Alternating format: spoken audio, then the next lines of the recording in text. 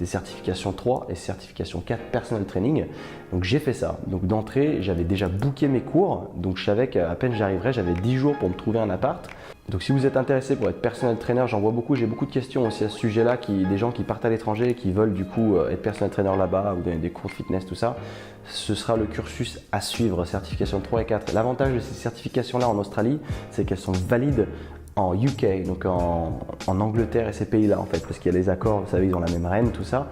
Et donc c'est valide. Par contre, c'est pas valide en France malheureusement, mais je dirais que si vous avez déjà bossé dans le fitness en Australie, vous n'aurez plus jamais envie de bosser dans le fitness en France parce que ça n'a vraiment rien à voir et on ne gagne pas de la même manière non plus. En Australie, quand on est personal trainer, on peut rapidement faire payer 100 $ par heure.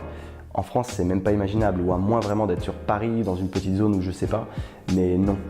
Je me suis débrouillé pour trouver un appartement sur Gumtree, donc je vais vous mettre l'adresse là, ça pourra vous aider si vous voulez partir. C'est un site qui existe aussi en Angleterre, c'est un peu l'équivalent du Bon Coin anglo-saxon, en tout cas du côté australien et anglais, parce qu'aux États-Unis il y a Craigslist, mais c'est un peu chelou. Des fois il y a un peu de tout, il y a du Bon Coin, mais il y a aussi des offres un peu sexualisées. Mais ouais, du coup Gumtree, et là vous allez trouver des apparts. Et ça sera des colocations. Il ne faut pas arriver au début à moins d'être blindé et de venir avec une silver spoon dans la bouche, que là vous pourrez vous prendre un appart tout seul. Parce que c'est même pas la peine d'y penser, c'est vraiment très très cher. Donc, et puis d'autant plus quand on n'est pas australien. Donc ce que j'ai fait, moi je me suis mis en coloc, donc j'ai été allé avec un pote qui est venu avec moi en Australie. On s'est mis en coloc là-bas et on était en fait 2 dans la même chambre avec d'autres chambres dans le même appartement. On a fait ça pendant plusieurs mois avant qu'on puisse justement être tous les deux avoir de l'argent et se mettre en coloc avec un collègue à moi australien justement que j'avais rencontré au boulot. Donc on s'est mis à 3 en fait du coup dans un appartement. Mais là aussi il y a le problème, c'est que là c'est toi, tu prends pas une coloc, tu prends un appart. Donc là il y a la caution, il y a tout ça, il y a tout qui tombe avec. Mais l'avantage, je dirais, si tu veux faire ça, c'est prendre un Australien avec toi. Comme ça tu mets l'appart au nom de l'Australien. Beaucoup plus simple, moins galère, l'agence elle te fait confiance direct. Parce que les Français, on n'a pas une super réputation en Australie malheureusement. Il y a ce qu'on appelle le French shopping, je crois qu'ils appellent ça, le French lifting. Et il y a eu beaucoup de cadres français qui allaient justement en permis vacances-travail et qui n'ont pas suivi le conseil que je viens de te donner juste avant, c'est de planifier à l'avance, et qui arrivent là-bas en pensant que ça va être tout facile, qui se retrouvent sans emploi et qui galèrent au niveau financier rapidement, donc ils se mettent à voler et qui se font griller. C'est pour ça qu'on a ce nom-là là-bas. Après, je te conseille, quand tu pars à l'étranger comme ça, essaye de ne pas calquer avec ton groupe de Français. Va chercher ailleurs, essaye de te sympathiser avec tes collègues de boulot ou quoi, et sors avec ces gens-là, crée-toi un réseau purement local et tu verras que ton ouverture d'esprit va complètement s'ouvrir et ça va être un truc de malade, rien à voir. À cette époque-là, donc j'avais 23 ans et j'ai donc fait 2 ans et demi à Sydney, un petit peu moins. Maintenant, on va parler du boulot dans le fitness là-bas, qui est complètement un autre monde. Donc là, une fois que tu as tes certifications en poche, ben, qu'est-ce que tu fais? Et l'avantage des certifications là-bas, c'est qu'il y a des versions accélérées que tu ne trouves pas en France, que le BPGEPS, ça dure genre 6 mois, quelque chose comme ça. Et là-bas, tu peux avoir ta certification 3 qui te permet de faire du groupe training avant le personal training one-on-one, qui va te coûter aux alentours de 2500 $ australiens, je crois, quelque chose comme ça. Et cette certification 3, si tu la prends en version accélérée, en 2 semaines, elle est torchée. En 2 semaines, donc c'est impressionnant. Bon, après, tu as énormément de travail au boulot, après, tu as énormément de travail à la maison, tu as un gros bouquin qui te donne, et là, tu taffes, parce que forcément, il faut emmagasiner 6 mois en 2 semaines, donc c'est vraiment un taf. Mais une fois que tu as fait ça, bah hop, c'est réglé, tu as ta première certif et au moins tu es prêt à chercher du boulot, tu n'as pas perdu 6 mois, tu vois ce que je veux dire? Ça, c'est ça qui est hyper intéressant, tu n'as pas l'impression juste de payer, attendre 6 mois, apprendre un petit peu chaque jour, machin, malgré le fait que tu peux sûrement apprendre plus, et après pouvoir travailler. Donc voilà, donc là au moins en 2 semaines, 3 semaines on va dire, tu as réglé ton truc, c'est bon, c'est réglé, tu as ta certif, tu es prêt à aller travailler.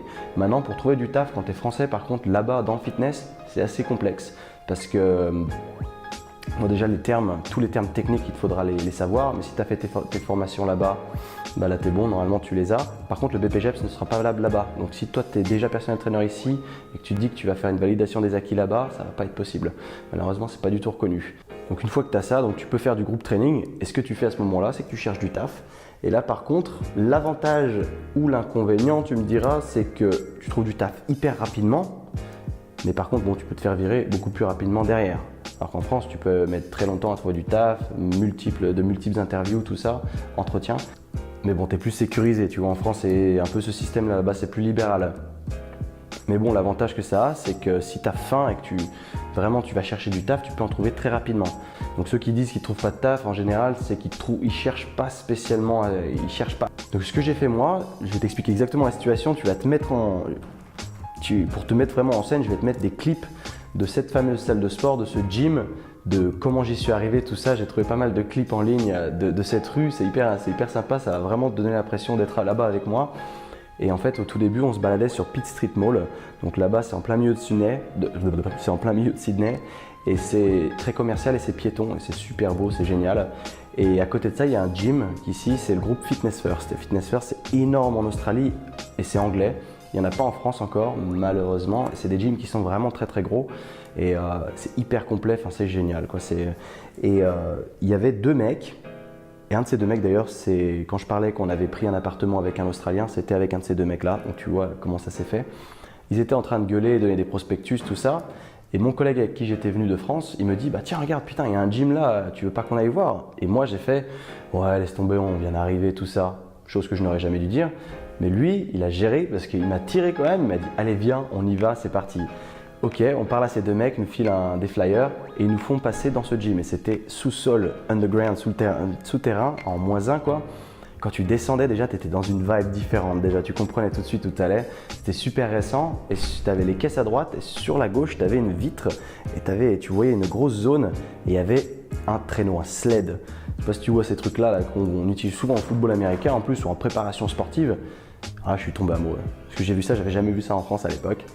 Et je dis putain, déjà d'une, je vais prendre un abonnement ici. Oui, ça c'est clair.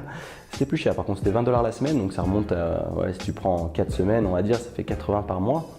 Je m'étais dit putain, mais je vais travailler ici. Je vais travailler ici, je m'en branle, je vais faire ce qu'il faut pour travailler ici. Donc j'avais préparé mes CV, déjà les CV anglais. Si vraiment tu as besoin, je peux te filer un coup de main parce qu'un CV anglais, c'est pas un CV français. Ça prend déjà 3-4 pages parce qu'il faut vraiment que tu ailles dans les détails. En France, on te dit il faut que ça tienne dans une page, là-bas pas du tout. Parce que sur une page, c'est pas assez précis, c'est trop vague pour eux, ils vont le jeter ton CV.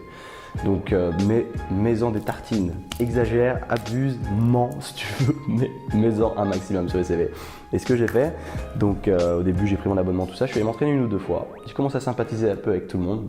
J'ai commencé à faire un petit peu le renard. J'ai commencé à m'intéresser à tout le monde, tout ça, à voir le fonctionnement de cette salle. Et en fait, ce qui était intéressant dans cette salle, c'est qu'il n'y avait pas de machine du tout. C'était une salle spécialisée entraînement fonctionnel. Il n'y en a qu'une seule dans le monde comme ça. C'est un Fitness First qui s'appelle The Zone. Il n'y en a qu'une seule. Et du coup, ça fonctionne avec des zones. Il y a 6 zones où tu as un style d'entraînement par zone en fait. Et c'était incroyable. Par exemple, en zone 4, tu avais les TRX. Zone 5, tu avais le HIIT avec justement le sled. En zone 6, tu avais le cross-training qui est plus ou moins le crossfit. Et c'était vraiment génial. C'était un truc, moi je m'étais dit, putain, je suis tombé sur une mine d'or ici. Il faut vraiment que je donne tout ce que j'ai pour avoir un job ici. Donc voilà dans quelle mentalité je suis parti. C'est qu'à la place de faire 50 gyms, donner un CV, j'ai fait un seul gym, mais j'ai donné 50 CV.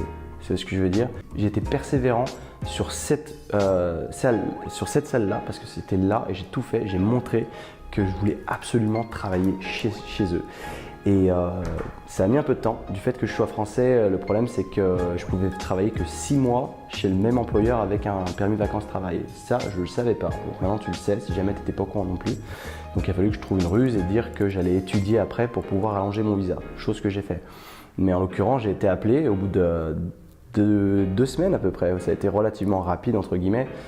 Parce que j'ai vraiment, tous les jours j'y allais, à chaque fois que j'allais m'entraîner, je disais je veux bosser là, je m'en fous, je nettoie les serviettes s'il faut, je nettoie le chiotte, je m'en branle, je veux bosser ici. J'ai ma certif, je suis français, mais je m'en fous. En gros, j'y suis allé franco. Mais le meilleur conseil que je peux vous donner à l'étranger, c'est de faire la même chose. Montrer à quel point vous avez faim, parce que là-bas, c'est ça qui est privilégié.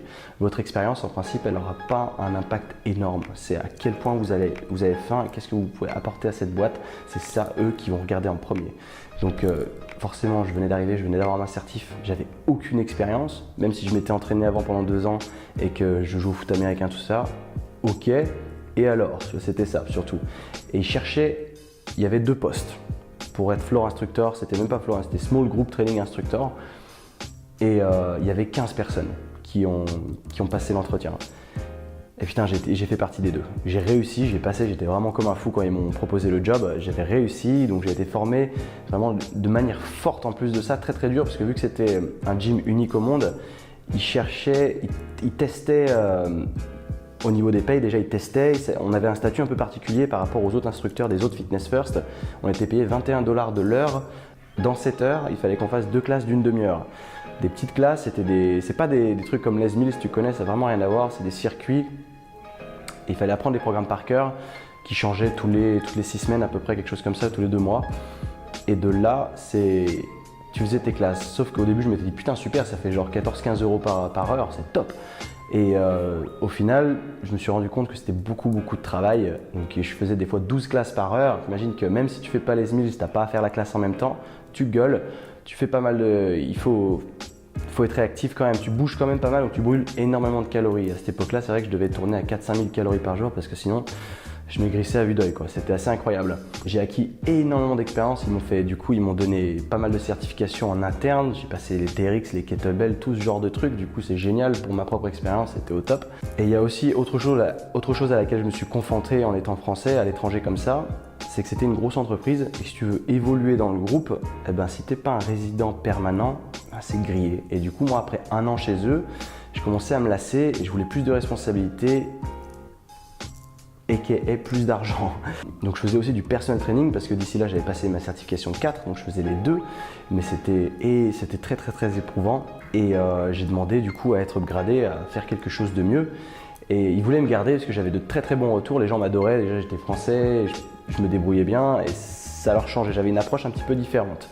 Tu sais que je gueule beaucoup, tu sais, je sais pas si tu as regardé la story de Gymshark quand il y avait le pop-up store le samedi, ils m'ont mis dans la story parce que du coup j'ai fait une animation de toute la queue en fait. Il y avait à peu près 200 personnes et j'ai gueulé, machin, tout ça. Et ça a beaucoup plu au passage, mais c'est grâce à cette aisance orale que j'ai pris chez Fitness First que j'ai pu faire ce genre de choses et que je peux toujours me mettre devant une caméra aujourd'hui par exemple, qui me dérange pas du tout. S'il y avait 10 personnes devant moi ou une caméra ou 100 personnes, ça ferait aucune différence. Donc ça, c'est une bonne expérience à l'étranger. Tu vas avoir cette ouverture de plus, tu vas sortir de ta zone de confort et c'est ça qui fait vraiment la différence au jour d'aujourd'hui.